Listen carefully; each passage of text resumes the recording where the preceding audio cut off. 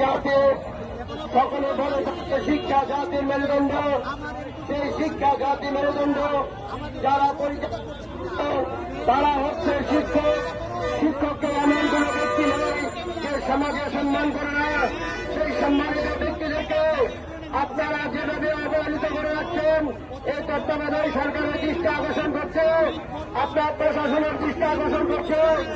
আপনারা আমাদের সাথে একত্রতা ঘোষণা করেন, শিক্ষককে জাতীয়করণের জন্য প্রজ্ঞাপন জারি করুন। যেখানে সরকারি মাত্র 5% স্কুল আছে, তারা ছেলে মেয়েরা যারা লেখাপড়া করছে তারা মাত্র 15 থেকে 20 টাকা দিয়ে তাদের বেতন দিয়ে লেখাপড়া করছে। কিন্তু আমি বলতে চাই, বাংলাদেশের সেই 18 কোটি মানুষের ছেলে মেয়েরাও জাতীয়করণের মাধ্যমে 20 টাকা দিয়ে লেখাপড়া করতে চায়। সেজন্য সকল এমপিওভুক্ত শিক্ষককে এবং স্কুলকে জাতীয়করণ করার জন্য আহ্বান জানাচ্ছি। আপনারা প্রজ্ঞাপন জারি করেন, এই বাংলাদেশের শিক্ষকের মুখে হাসি মুটান।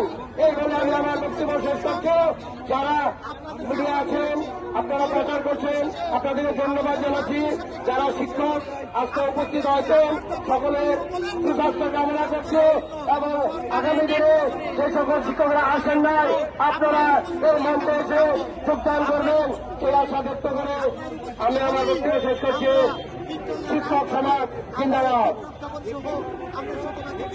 সংগ্রামী ছাত্র বন্ধুগণ, আপনাদের দৃষ্টি আকর্ষণ করছি, আমাদের সাথে রাজনৈতিক দলের নেতৃবৃন্দ একত্রতা ঘোষণা করবেন। বিশেষ করে আজকে গণ অধিকার পরিষদের সম্মানিত সভাপতি নুরুল হক, ভিপি নুরুল হক নুরু ভাই এখানে আমাদের সাথে একত্রিত হবেন। তিনি রাস্তায় আছেন, আপনারা বিশৃঙ্খলভাবে এদিক না থেকে আপনারা মঞ্চে এসে বসে পড়ুন।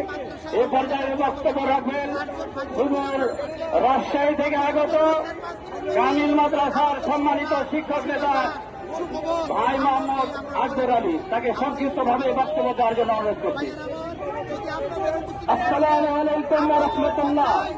সম্মানিত শিক্ষক মন্ডলী, আজকে আমরা এই যে রাস্তায় নেমেছি, আমাদের এই রাস্তায় নামার একটি কারণ, আমাদের সকলের দাবি একটাই দাবি, আমরা চাই যে অন্যান্য শিক্ষকদের মতো আমাদের এমপিওভুক্ত শিক্ষকদেরকেও জাতীয়করণ করা হোক এবং আমাদের এই দাবি যতক্ষণ পর্যন্ত পূর্ণ না হবে ততক্ষণ পর্যন্ত আমরা এখানে অবস্থান করা থেকে বিরত থাকবো না।